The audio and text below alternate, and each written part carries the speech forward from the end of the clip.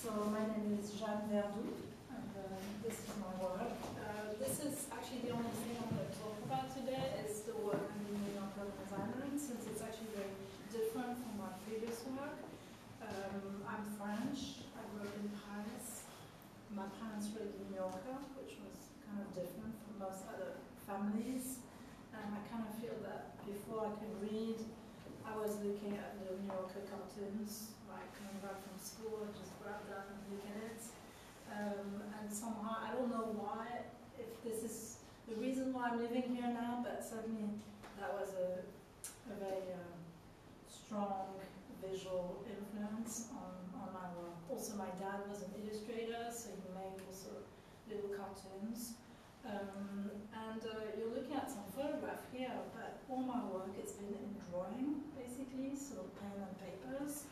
I've drawn hundreds of subway riders in the New York City subway, or on little New Yorker subscription cards. You know, these little cards that fill up the magazine I wanted to make to reuse.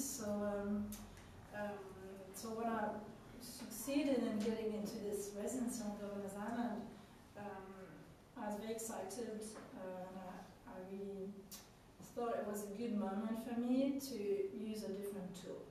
And I wasn't quite sure what I was going to do. In fact, I had no idea, which was a little bit scary at first, but I knew that I didn't want to draw. Actually, I thought I didn't want to draw initially. Then I realized I didn't want to draw with pens and paper, basically. And I spent a lot of time exploring the island.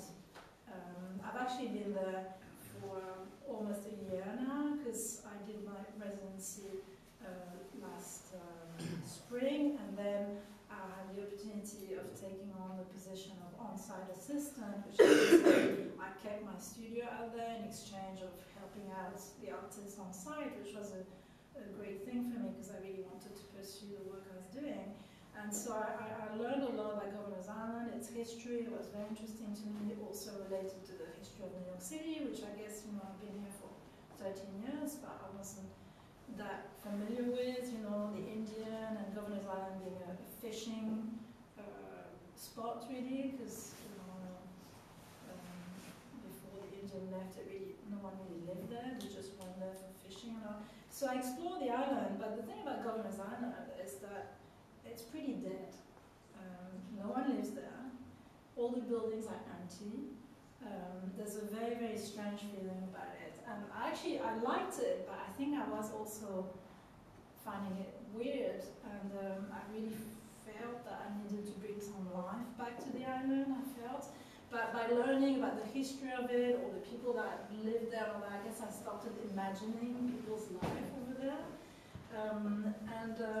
Because I'm very economical in my work, and I feel like I don't really want to create any more stuff because we have so much stuff, I decided that I was going to use whatever I found on the island to create my work. So I collected bits and pieces, and this is a sample of it. I mean, Governors Island, if you've been there, it's very manicured. There is nothing there. There's not one piece of trash. I watched these guys from my studio window, like trimming the grass and picking out the leaves. And I was like, you know, could you leave some stuff for me? I need that trash. What am I going to do? I have nothing to use, you know. So, but it turned out that little things, and I've always been interested in little things, because again, I don't like too much stuff. I could find it, and especially because they reject and no one likes them. But I really like them because they're very colorful, and they have all this potential of becoming something else. And that's kind of when I realized that what I really wanted to do was draw with these objects. So, you know, to me, these are almost drawings. And so I started by creating this little character, which is actually here, and it's called Mr. Bones, because it's made out of bones. So on top of plastic things, here there's a lot of plastic things, because this is actually my thank you Sandy pal. This is kind of what I collected after Sandy. But before Sandy, I actually collected quite a lot of bones and dead birds and things like that. And I thought, you know, this is quite cool, because I can make things. I mean, you know, he's basically a little human being, and he's I'm not quite sure what it is, but I think it's some kind of electrical plates. But I really don't know. Basically, I found things, and then, you know, after looking at them, I just figured out a way of transforming them and creating these people. And they basically, I guess, they became like the inhabitants of the island, you know. So Mr. Bone was the first one to be created, and then he actually met Mrs. Bone. So Mrs. Bone, she's not here. I didn't really bring all the objects, but so, you know, since Mr. Bone had a wife, then they could go and take walks, but they kind of needed a camera because, you know, the Statue of Liberty is there, and that's what you do. You go and take pictures. So I made a camera, and basically everything's like that. All these objects are handmade with whatever I have. So it's there's a lot of constraints, but I actually like that. My background is in graphic design, and I'm used to having to like make something with nothing. That's kind of what I do in my work. Drawing is the same. If you have a pen and a paper, or, you know, or even anything, you can draw. You know, you can make it from nothing. So I like that because you know, I don't have anything, so to make it. So yeah, so Mrs. Bone, which is made of some kind of a little bottle, and then she's got like this red nose, and her hair, which can go, you know, kind of flies in the air, is part of a seed, you know. So let me see. I mean, I don't know what the bits are now, but it's basically like everything's transformed, and suddenly there's a point where the objects have like really become what I want it to be, but I don't even really know how it happens in the process, but that's kind of how it is. So this is Mrs. Bone, who's going on her little scooter, and that was actually after her accident, because at some point I dropped her on the floor, and it broke his leg, and I was like, oh, what am I doing? So I was like, oh, that's okay, I'll just fix it, because I have everything I need. I have screws, I have pens, I have clip replacement, so I basically operated on her. So then she had to recover, so I found some little tea bag pillows, and I made her bed, and again, everything is, you know, from there. Then, you know, she's breathing from a shell, so she's going to feel much better. It's always better. Right, so then, oh yeah, then they had a baby. So the baby has it looks like the dad, you know, it's got a flat face, but it looks like the mom, it's got the red nose. So it's very, very, very exciting when you find the same piece of trash twice. It's quite rare, but then it becomes a thing, you know. So the baby goes to the park in its oyster stroller. It's an oyster boogaboo. It's an oyster. And this is, you know, so Mrs. Bone has a bag. It's made of a little piece of leather. And it's amazing what you can find. And I think people on the island think I'm like this obsessive person who can't stand that it's not super clean, so I'm picking it, but they don't know I'm just picking up treasures. You know? So they go to the park. I mean, you know, they're very lucky because their park looks onto Manhattan. That's pretty cool. So there's Mrs. Crab, and she's a glove. She's made out of a glove that's lost 3 fingers. It's basically, you know, if you think of a little character, it's basically like your 2 fingers, and it goes, you know, like that. So she plays ball in the schoolyard because, you know, Governor Island has every setting that you would want to. You know, it's got a school, it's got churches, it's got the park, it's got trees, it's got.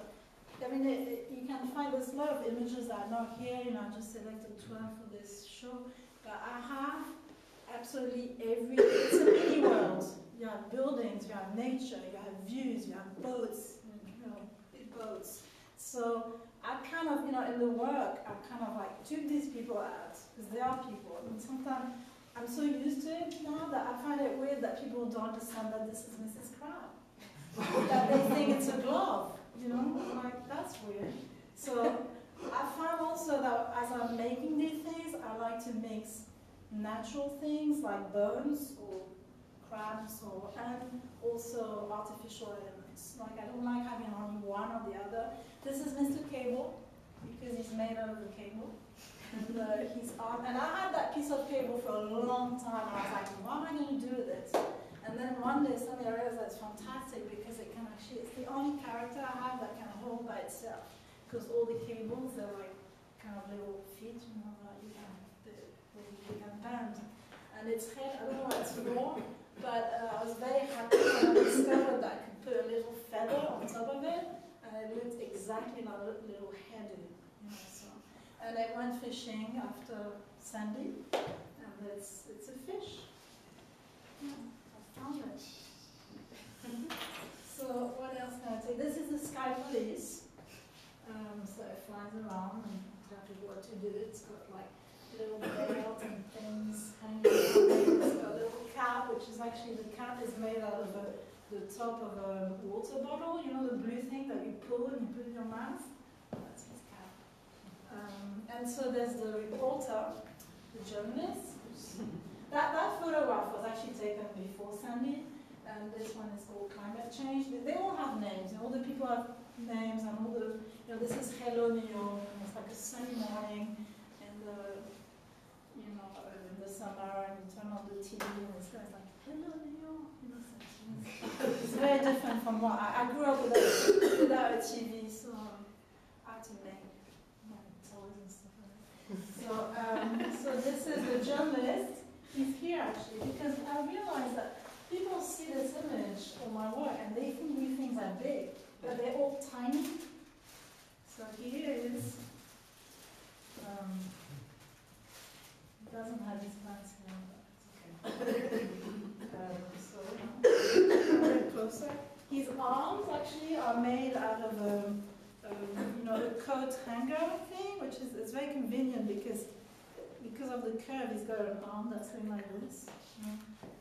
And he's got little earphones that are made out of acorn tops. You know? So yeah, it's pretty techy. And that's his little poncho that's made out of a Gap bag. One of these Gap bag. So I just spread it out and made it into the pattern of a poncho. You know? I mean, you can make. I mean, this is the thing. You can make anything you want. So yeah, so this one's climate change, and I think I felt something was happening with these plastic palm trees on the sky, and I was like, yeah, there's definitely something wrong going on. So it's kind of announcing the business. And so, you know, I'm still doing this. I haven't finished. There's still people that are going to come, and I don't know. I think that, I mean, I am thinking of animating them, but we'll see. Or a book, or telling a story, or something like that. That was so well timed. Yeah. That was perfect.